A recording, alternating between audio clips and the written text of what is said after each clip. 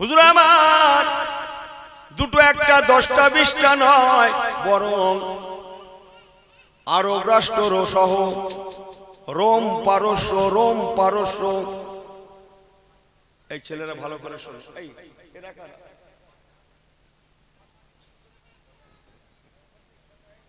এখানে একটা কমিটির ছেলে বসো, চেয়ার নিয়ে বসো, গাজাগাজি করো না। সবাই ঠিক আছেন তো? নারে তাকবীর। দুঃখ লিচ্ছেন না তো? একটু শোনেন। আমার রাসূলে পাক দুটো 10টা 20টা নয়, কাতারে কাতারে বহির আরবে বহির বিশ্বে, শুধু আরবে নয়, ইনি মনে করছে শুধু আরবে, রোম ইটালি, এহা তাকে পারস্য, রোম পারস্য, কত না কত স্টেটে চিঠি পাঠিয়েছেন। চিঠি ও বাবা স্টেট গভর্নর, আমি হলাম আব্দুল্লাহর বেটা হযরতে মুহাম্মদ সাল্লাল্লাহু আলাইহি ওয়াসাল্লাম। আল্লাহ পাক আমাকে মা কানা মুহাম্মাদুন আবা হাদিম মির রিজালিকুম ওয়ালাকিন রাসূলুল্লাহি ওয়া খাতামান নবিয়্যিন, আল্লাহ পাক আমাকে শেষ নবী, শেষ প্রফেট করে পাঠিয়েছে। আমি হলাম শেষ পয়গম্বর। আল্লাহ পাক ইন্নাদ-দীনা ইনদাল্লাহিল ইসলাম, আল্লাহ আমার উপরে ইসলাম দিয়েছেন। ইসলাম শান্তির ধর্ম, বড়দের শ্রদ্ধার কথা বলে, ছোটদের ভালোবাসার কথা বলে, ভাই ভাই মিলেমিশে চলার কথা বলে, সুদকে হারাম জানে, ঘুষকে হারাম জানে, কেড়ে নেওয়াকে হারাম জানে, মেরে নেওয়াকে হারাম জানে। কথা বলছে না মনে? ইসলাম শান্তি আর শান্তির কথা শোনায়। বাবা আমি আব্দুল্লাহ তনয় নবী মুহাম্মদ সাল্লাল্লাহু আলাইহি সাল্লাম তোমাকে চিঠি পাঠালাম, যেহেতু তুমি স্টেট গভর্নর বলে কথা। ও বাবা গভর্নর সাহেব, আমি তোমাকে শরীয়তের দাওয়াত দিলাম, তুমি ইসলামের মধ্যে চলে এসো, জীবনে শান্তি পাবে, মরে জান্নাত পাবে। তোমার দেশের লোকদের ঘরে ইসলামের দাওয়াত দাও, যাতে তোমার দেশের মানুষেরাও ফিনারে জাহান্নামা খালিদিনা ফিহা, জাহান্নাম থেকে বেঁচে যায়। ইন্নাল্লাযিনা আমানু ওয়া আমিলুস সালিহাতি কানাত লাহুম জান্নাতুল ফিরদাউসে নুজুলা, আর মওতের পরে জান্নাতুল ফিরদাউসের অধিকারিণী হয়ে যায়। আরেকটু জোরে বলে সুবহানাল্লাহ, আরেকটু জোরে বলে সুবহানাল্লাহ।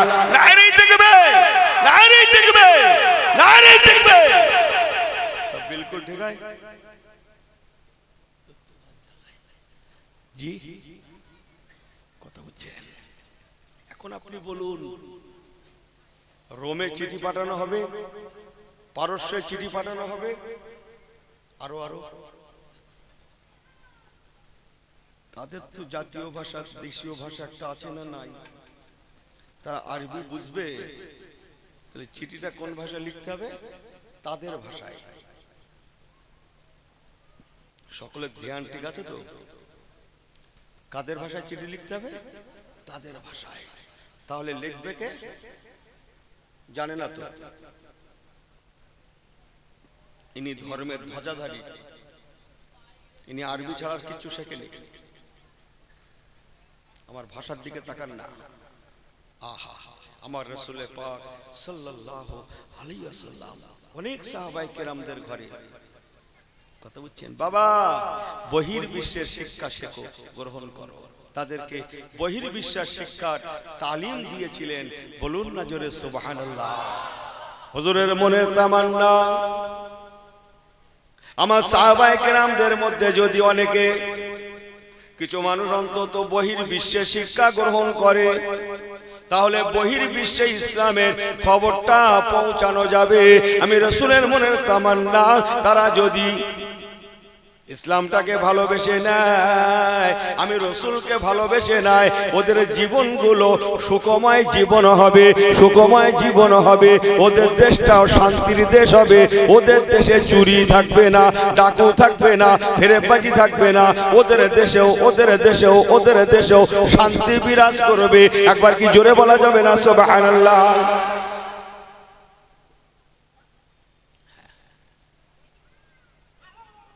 কথা বুঝছেন?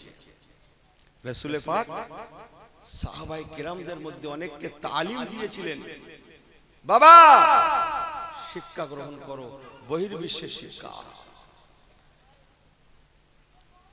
জি, রোম, পারস্য আরো সব সেখানে চিঠি পাঠিয়েছিলেন। তন্মধ্যে একটা মশহুর ঘটনা আছে, আমি বলবো না, যেহেতু বড় পীর সাহেব কেবল রহমতুল্লাহ স্মরণে দিয়েছে এরা, 2 মিনিটের জন্য হলেও হুজুরের কথা আমাকে বলতেই, 2 মিনিটের জন্য হলেও একবার দরুদ শরীফ আল্লাহুম্মা সাল্লি আলা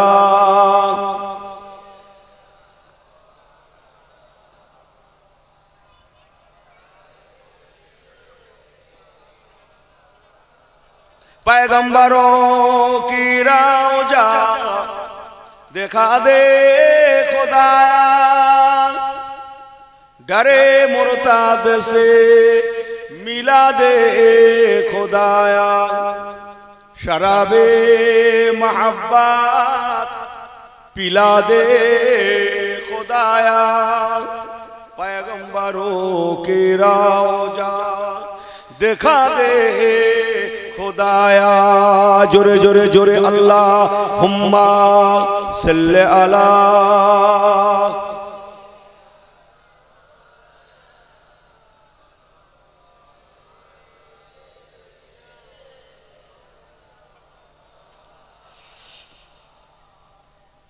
रोमेर बादशाह रसूलुल्लाह चिठी पेয়েছিলেন, আস্তাগফিরুল্লাহ, পারস্যের বাদশাহ। আমি যেটা বলতে চাচ্ছিলাম, রোমের বাদশাহ পেয়েছিলেন, আমার যেটা উদ্দেশ্য পারস্যের বাদশাহ কিসরা। রাসূলুল্লাহ চিঠি পেয়ে এত রাগে রাগম্বিত হয়ে গেল বেহুদাটা, হুজুরের চিঠিটাকে আস্তাগফিরুল্লাহ একদম দরবারে বসেই ছিঁড়ে ফেলেছে। আস্তাগফিরুল্লাহ আস্তাগফিরুল্লাহ বললেন না, আস্তাগফিরুল্লাহ বললেন না, মাআযাল্লাহ। চিঠিটাকে 3 টুকরো করেছিল। ইসলামের কথা শুনে রাগম্বিত হয়ে চিঠিটাকে 3 টুকরো করলো। ওখান থেকে ফরমান জারি করলো। তখন ইয়েমেন পারস্যের অধীনে। কোন দেশটা পারস্যের অধীনে বললাম? ইয়েমেনটা। ইয়েমেনের যে স্টেট গভর্নর আছে, আমি খুব ছেটে কেটে বলছি, নাম দাম ধরে একটা একটা করে বলতে গেলে সময় লাগবে বাবু। ও ফরমান জারি করলো, হযরতে মুহাম্মদ সাল্লাল্লাহু আলাইহি ওয়াসাল্লাম মদিনায় আছে, এত বড় সাহস, আমার এখানে ইসলামের পয়গাম পাঠিয়েছে, জানতান প্রকারে এখনই যাও ইয়েমেন থেকে মদিনা গিয়ে ওনাকে পাকড়া করে নিয়ে এসো। মদিনা থেকে মুহাম্মদ সাল্লাল্লাহু আলাইহি ওয়াসাল্লামকে আমার পারস্যে ধরে নিয়ে এসো। ঠিক আছে,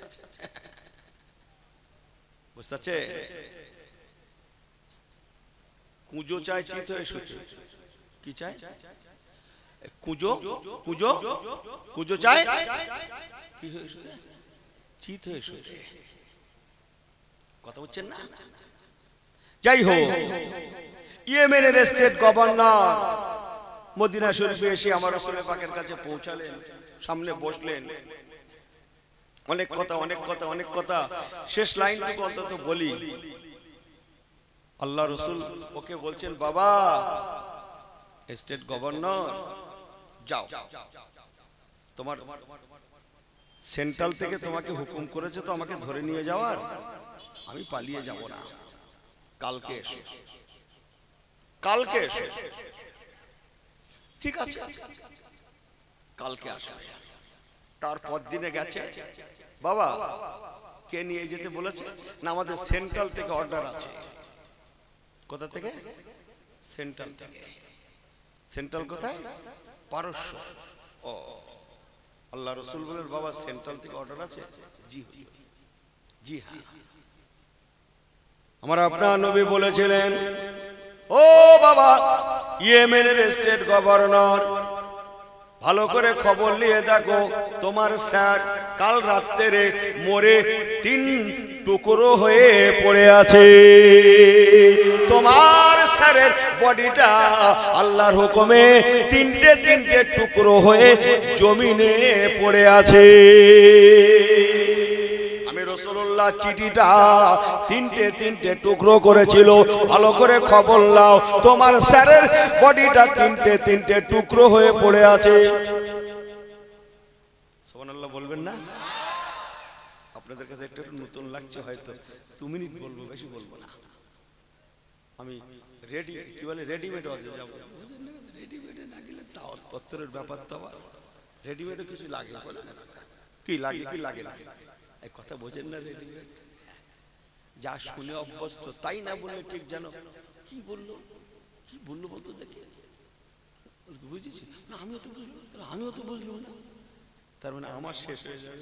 রেডিমেডে যেতে হবে একটু, আমি জানি। যে ভালো লাগছে না আপনাদের? ভালো লাগছে না? আমার পীরের দোয়া। স্টেট গভর্নর, ইয়েমেনের স্টেট গভর্নর, উনি ওনার সঙ্গীদের সাথে বলা কওয়া করতে লেগেছে। যদি তাই হয়, কথাটা যদি সত্যই হয়, নিঃসন্দেহে হযরতে মুহাম্মদ সাল্লাল্লাহু আলাইহি সাল্লাম সত্য নবী। জোরে বললেন না সুবহানাল্লাহ? তাই যদি হয়, লাও খবর। এই ইয়েমেন থেকে পারস্য মোটামুটি এখান থেকে ঘটকপুর হবে না? মাথা ঠিক আছে? গুগলে সার্চ দেন, কথা বুঝছো? আমার পেয়ারা ভাইরা, দীর্ঘ রাস্তা, আল্লাহর কসম, পারস্যর জমিন থেকে খবর পৌঁছে গেল স্টেটে সেন্ট্রালে, আমাদের স্যার উনি মারা গিয়েছে। কার হাতে মারা গিয়েছে? তার নিজের বেটার হাতে।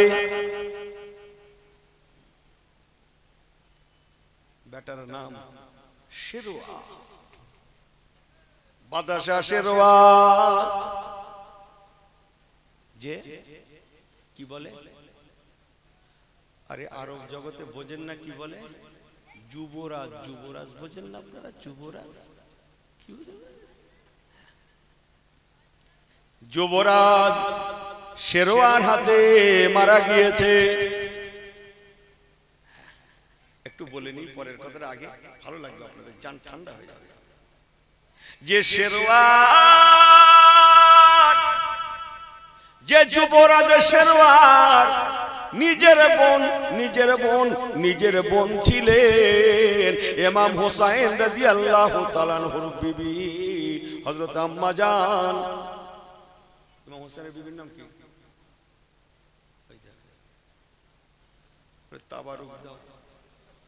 তাবারুক দাও খেয়ে লিখ।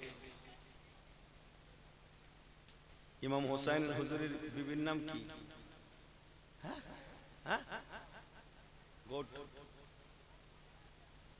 আম্মা জান হযরতে শাহরবানু রাদিয়াল্লাহু তাআলা আনহা।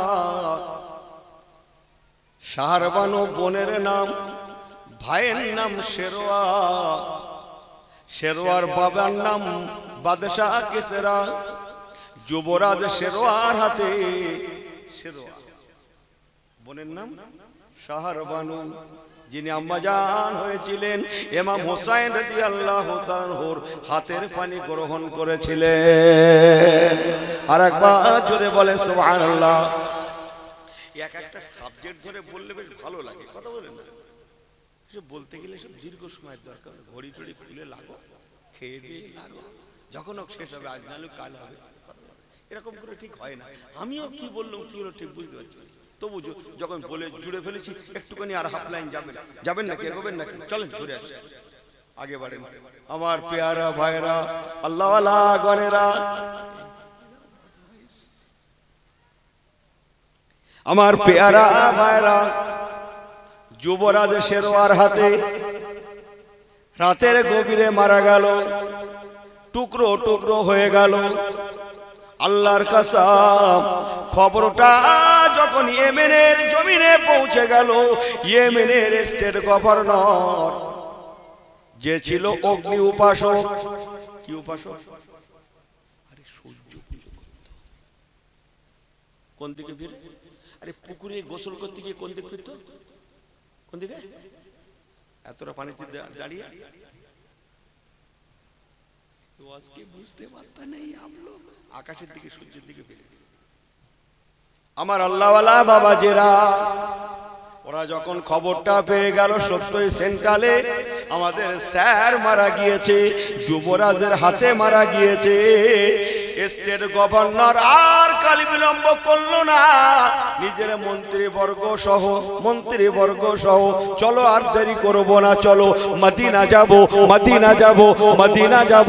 ইমানের কালেমায়ে লা ইলাহা ইল্লাল্লাহ, লা ইলাহা, এই ছেলেরা পড়ো, লা ইলাহা ইল্লাল্লাহ, লা ইলাহা ইল্লাল্লাহ মুহাম্মাদুর রাসূলুল্লাহ, মুহাম্মাদুর রাসূলুল্লাহ, মুহাম্মাদুর রাসূলুল্লাহ। আমরা মদিনা যাব, আমরা হযরতে মুহাম্মদ সাল্লাল্লাহু আলাইহি সাল্লামের হাতে হাত রেখে আজ থেকে চিরজীবনের জন্য আমরা মুসলমান হয়ে যাব।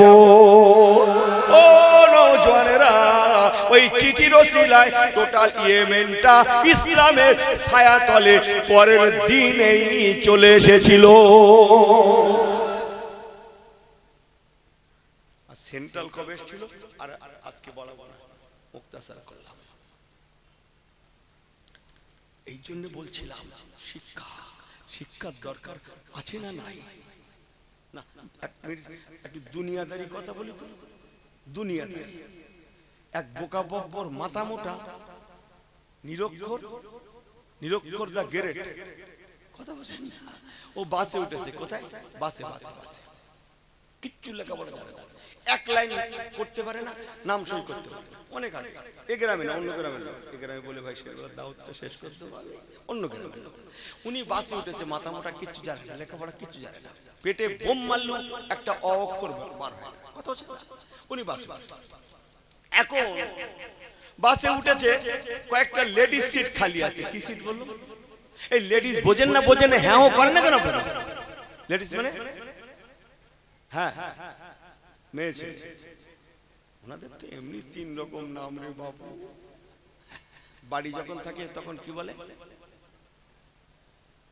মেয়ে ছেলে। রাস্তায় বার হলে কি বলে? ভদ্র মহিলা। এই বলে না? আর বাসে উঠলে লেডিস। একই লোক, তিনটে পদ। কি কারবার বলো দেখিনি বাবু? বাসে আসে মেয়ে ছেলে, বাড়িতে রাস্তায় উঠেছে ভদ্র মহিলা। সেই লোকটা আবার বাসে উঠে ইংরেজিতে কিসিক হয়ে গেল, আপনারা বুঝতে পারছেন। আমার মা খালারা দুঃখ লাগলে একটু বলে ফেলছি, রাজ্যের লোক তো একটু মানিয়ে টানিয়ে নেবে না। হুজুর এত করে বলছে না, একটু এসে গেল, কোনোদিন বলিনি, একটু বলে ফেললো, মাপ টাপ করে দেবেন। इसको घर पे भेज देना। যে আছো, এই যার গাছ সে লোক চলে যাও, যার বাচ্চা সে বাড়ি, সে শুধু বাড়ি যাও।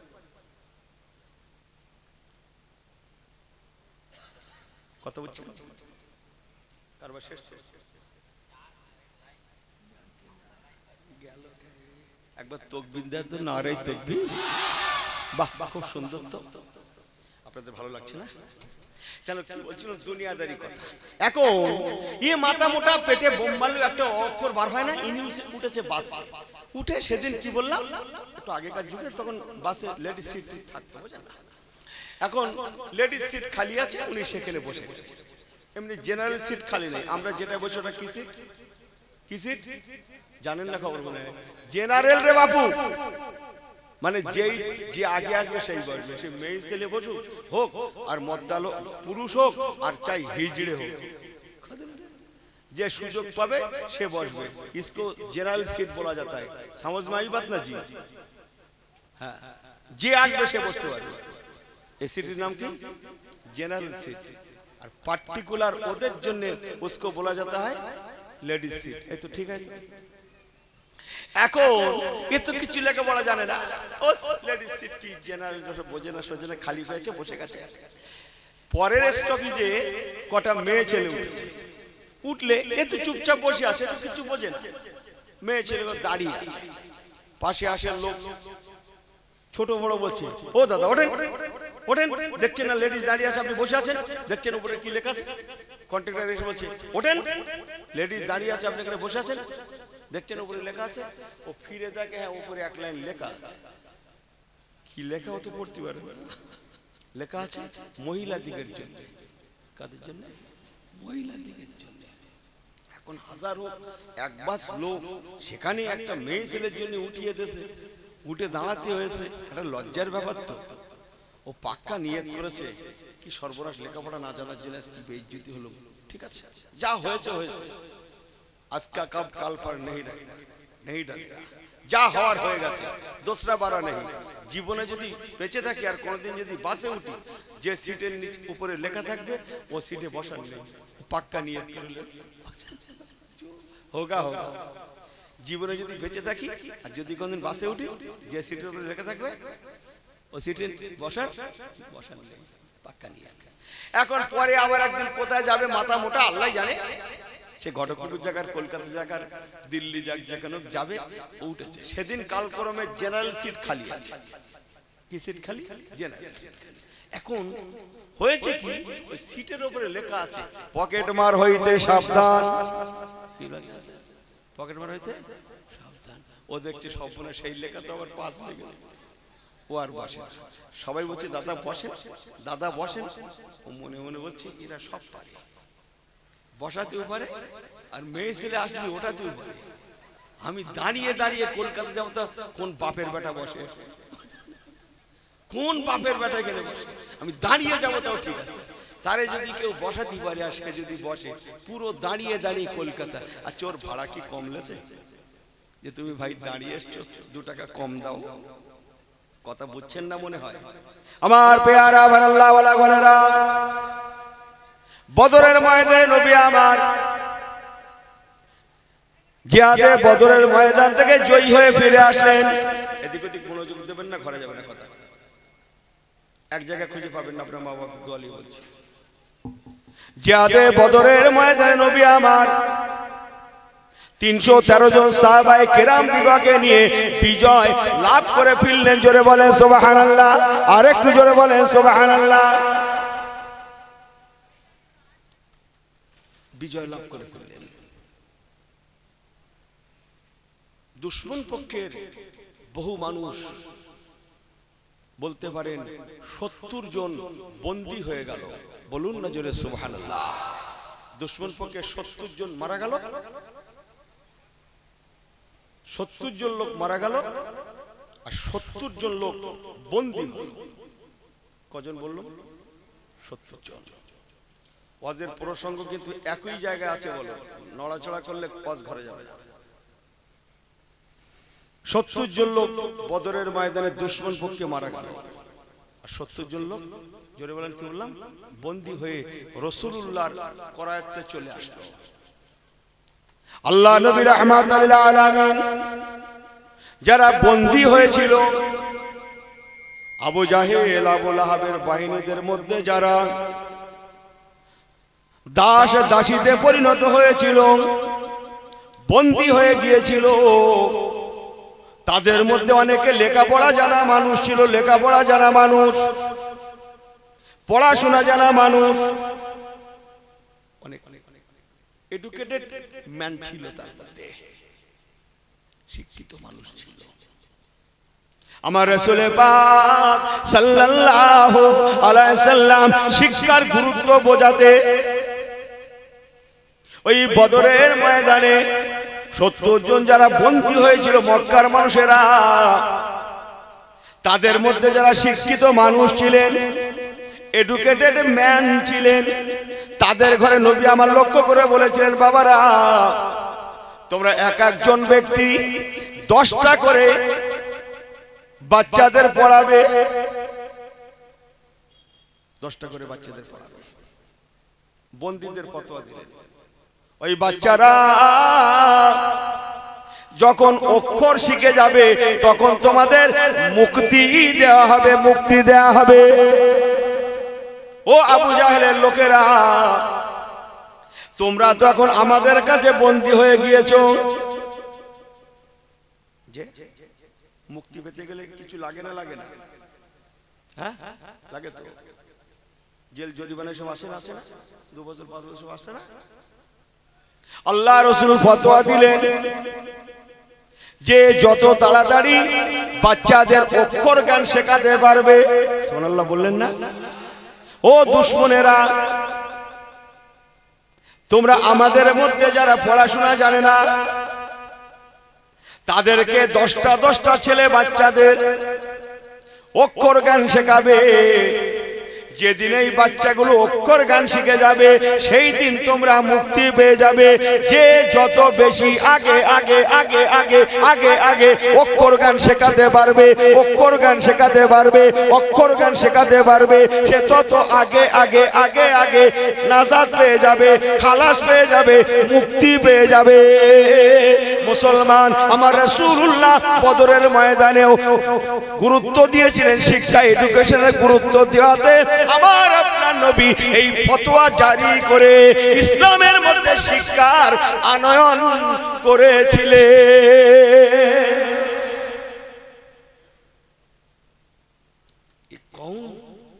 জাত একমাত্র মার খাচ্ছে, ইসলামের প্রথম আইন থেকে এরা দূরে সরে আছে। আমাকে ভুল বোঝেন না, আরো অনেক ছিল, বলবো না, একটু লাইনটা চেঞ্জ করছি। তাহলে আমরা শিক্ষার মজলিসে এসেছি, জোরে বলুন না সুবহানাল্লাহ। এই কথাটা কার? আমার পীর মুফতি আজম মেজলা হুজুর কেবলার তথা আল্লাহ ওয়ালাদের আমার রাসূলুল্লাহ। সুবহানাল্লাহ বলেন না? আহা, হুজুরের ভাষা।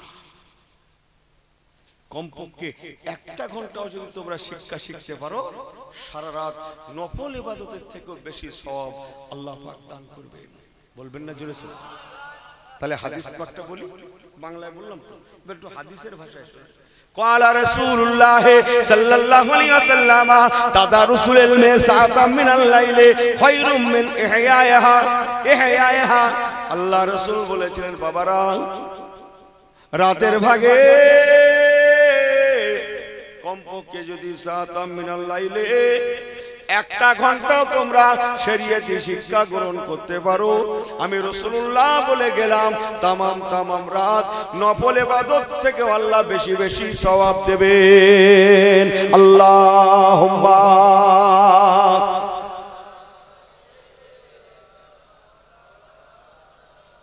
ওয়া আলা আলি।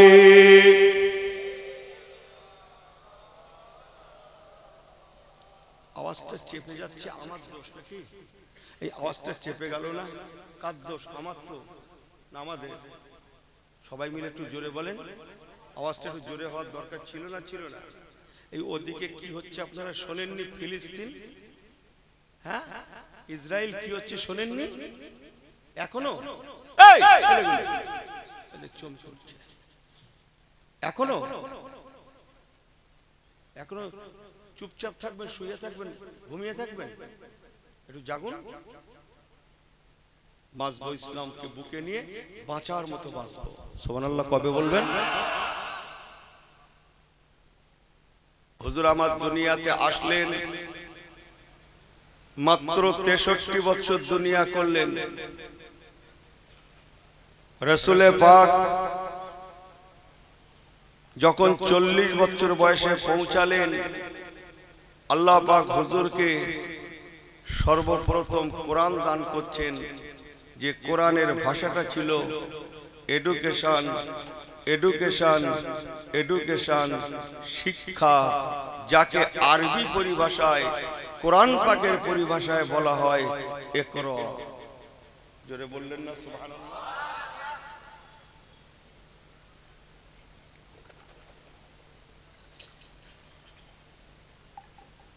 কোরআন পাকের পরিভাষায় ইকরা। বিসমিল্লাহির রহমানির রহিম, ইকরা বিসমি রাব্বিকাল্লাযী খলাক। এই সূরাটা প্রথম নাজিল হয়েছিল না হয়নি? সর্বপ্রথম এডুকেশন শিক্ষার কথা আল্লাহ পাক বলেছিলেন। সামারি করে দুটো কথা, রাসূল পাক সরকারে দো আলম সাল্লাল্লাহু আলাইহি সাল্লাম এই এডুকেশন শিক্ষার হুকুম পাওয়ার নয় নয় করে দীর্ঘ 11 থেকে 12 বছর পরে মেরাজুন নবুয়াত থেকে আল্লাহর নামাজ নিয়ে এসেছিলেন। তাহলে শিক্ষা থেকে নামাজ কত বছর পরে আসছে? সবাই জোরে বলেন। নয় নয় করে প্রায় 12 বছর পরে, দীর্ঘ 1 যুগ পরে। ভাই আমার, নামাজ ফরজ হওয়ার পরে রাসূল পাক মেরাজ থেকে ফিরে মদিনা শরীফে গিয়ে 16 থেকে 17 মাস বাইতুল মুকাদ্দাসকে কাবা কিবলা করে আল্লাহর নামাজ পড়েছিলেন। এই নামাজের পরে রোজা ফরজ হয়েছিল, তার অনেক পরে যাকাত, মেয়েদের পর্দা, তারও অনেক পরে হজ পাক ফরজ হয়েছিল, যেটা ছিল রাসূল পাকের একেবারে বলতে পারেন শেষ বয়সে। তাহলে প্রথম ফরজ কোনটা? এডুকেশন। আমার আপনার নবী রাহমাতাল লিল আলামিন হাদিস পাকে বলেছেন, ক্বালা রাসূলুল্লাহ সাল্লাল্লাহু আলাইহি ওয়াসাল্লাম, তলাবুল ইলমি ফারিদাতুন আলা কুল্লি মুসলিম ওয়া মুসলিমা। প্রতিটা মুসলিম নরনারীর জন্য শরীয়তে ইসলাম শিক্ষা গ্রহণ করাটা আল্লাহ পাক ফরজে আইন করে দিয়েছেন, ফরজে আইন। আমার আপনার নবী রাহমাতাল লিল আলামিন শিক্ষার গুরুত্ব বোঝাতে গিয়ে আরো বলেছিলেন, উতলুবুল ইলমা ওয়ালাউ কানা ফিসসিন। নবী আমার বলেছিলেন, ও দুনিয়ার গার্জিয়ানেরা, মা বাবার দলেরা, তুমি তোমার বাচ্চাকে শরীয়তে শিক্ষা দান করবে।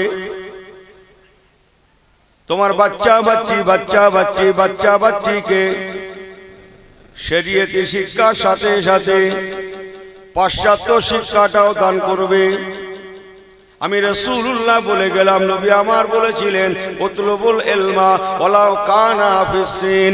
যদিও নাকি তোমার বাচ্চাটাকে মেড ইন চায়না, সুদূর চীন প্রদেশে পাঠাতে হয়, তথাপিও তুমি পাঠাবে। আমি রাসূলুল্লাহ এটাই আশা করছি, আমার কওমে উম্মাতেরা সবাই লেখাপড়া জানা মানুষ হয়ে যাক, এডুকেশনের আওতাভুক্ত হয়ে যাক, কেউ যেন মূর্খ না থাকে। মূর্খ অনেক ভালো ভালো ওয়াজ শুনেছেন, দেগঙ্গা হুজুরের থেকে 2 মিনিট নিয়ে রাখেন। আফসোস, যে ধর্মের প্রথম আইনটা শিক্ষা দিয়ে শুরু, যে ধর্মটা প্রথম শিক্ষা দিয়ে শুরু, কোরআন শরীফ পাক শিক্ষা দিয়ে প্রথম নাজিল হয়েছিল। আমার ইসলামটা শিক্ষা দিয়ে শুরু, নামাজ দিয়ে নয়, রোজা দিয়ে নয়, জি না না না না, শিক্ষা এডুকেশন দিয়ে। আফসোস, আমরা সেই ধর্মাবলম্বী মানুষ নাম্বার 1 এডুকেশন থেকে আমরা পিছিয়ে আছি না নাই? তাহলে কি যারা প্রথম আইনটা মানে না, ইসলামের নাম্বার 1 আইনটা যারা লঙ্ঘন করে, এরা তো দুনিয়াতে বেইজ্জতি হবেই হবে, হেনস্থা হবেই হবে, লাঞ্ছিত হবেই হবে। আল্লাহর কসম, মুসলমান যখন কোরআন সুন্নাহর উপরে দাঁড়িয়ে যাবে, এরা তামাম জীবন চিরকাল মাথা উঁচু করেছিল, কিয়ামত পর্যন্ত এরা মাথা উঁচু করে থাকবে।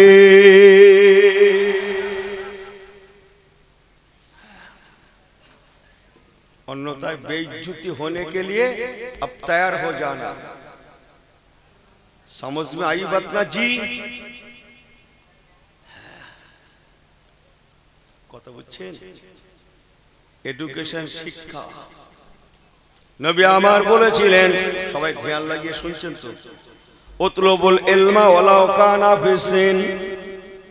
ও আমার উম্মাত উম্মাতিরা, তোমরা তোমাদের বাচ্চা বাচ্চাদের ঘরে মেড ইন চায়নাতেও যদি পাঠাতে হয় তথাপিও তোমরা পাঠাবে।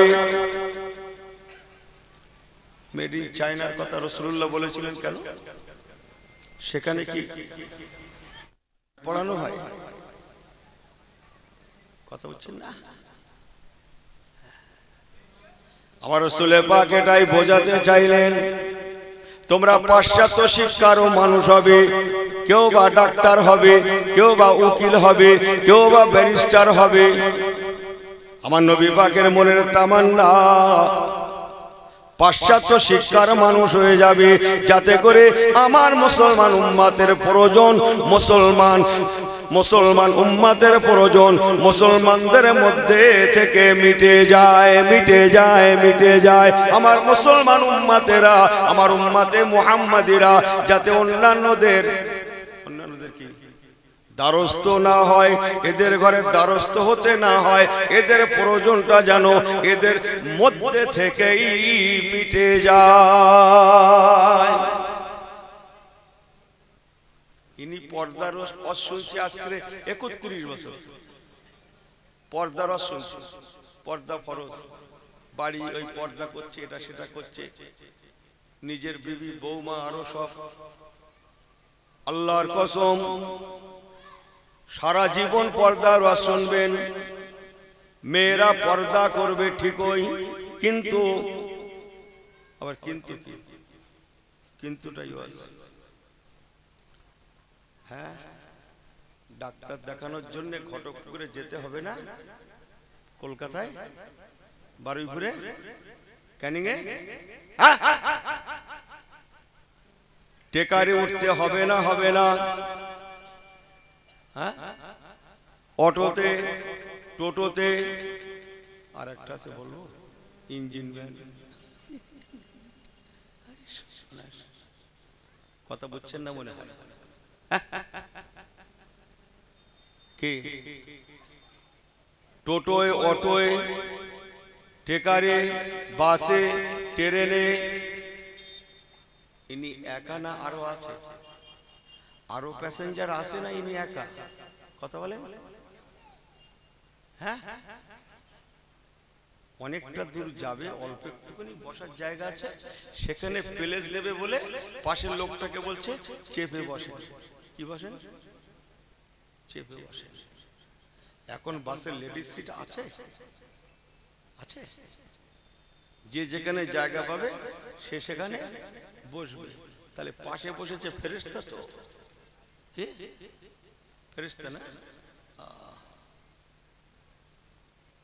যতটা সহজ মনে করছেন অতটা সহজ নয়। আমার নবী পাকের মনের তামান্না ছিল মেয়েরা গাইনো ডাক্তার হবে, গাইনো ডাক্তার, যাতে করে মুসলিম মেয়েদের পর্দাটা, ইজ্জতটা বেঁচে যায়।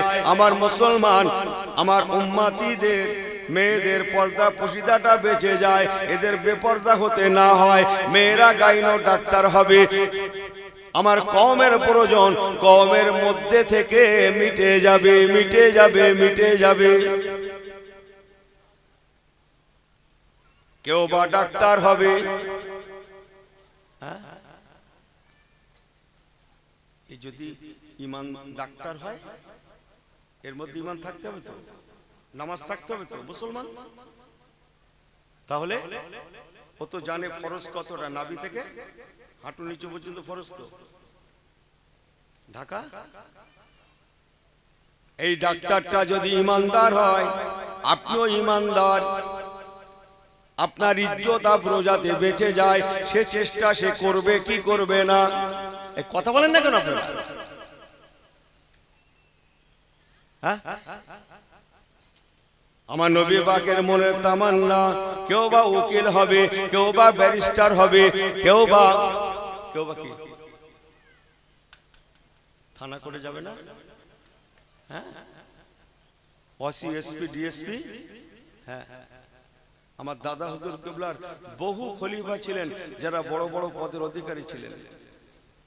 তোর মধ্যে একটা নাম শুনবেন অন্তত, শুনলে আপনাদের প্রথম কি বলছেন হুজুর? যা বলছি ঠিকই বলছি। সুফি সদরউদ্দিন সাহেব রহমতুল্লাহ নাম শুনেছেন? কি নাম বললাম? সবাই জবান খুলে আমার সঙ্গে বলেন, সুফি সদরউদ্দিন সাহেব রহমতুল্লাহ। জীবনী খুলে দেখবেন সুফি সদরউদ্দিন সাহেব রহমতুল্লাহ লেখা আছে। বাংলাদেশের একজন হুজুরের প্রখ্যাত খলিফা। কি নাম বললাম? সুফি সদরউদ্দিন সাহেব। সুফি সাহেব বোঝেন তো কাকে বলে? অথচ আপনি কি ইতিহাস জানেন? জানেন তিনি একজন প্রশাসনিক বিভাগের বিরাট উচ্চ পদস্থ ব্যক্তি ছিলেন, বলতে পারেন একটা বিখ্যাত প্রখ্যাত ডিএসপি ছিলেন।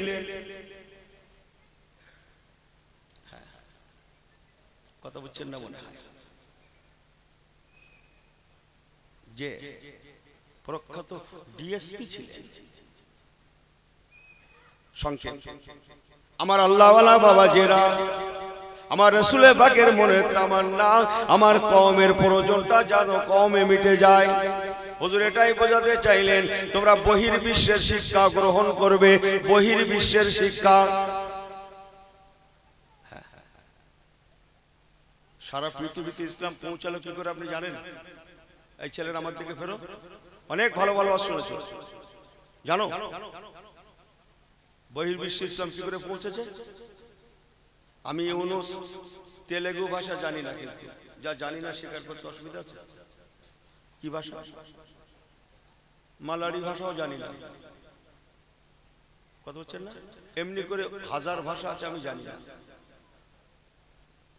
এখন তেলেঙ্গানাতে ইসলাম প্রচার করতে গেলে বাংলায় বললে চলবে তো? কিসে বলতে হবে? ওদের ভাষাভাষীতেই বলতে হবে। হ্যাঁ, আমার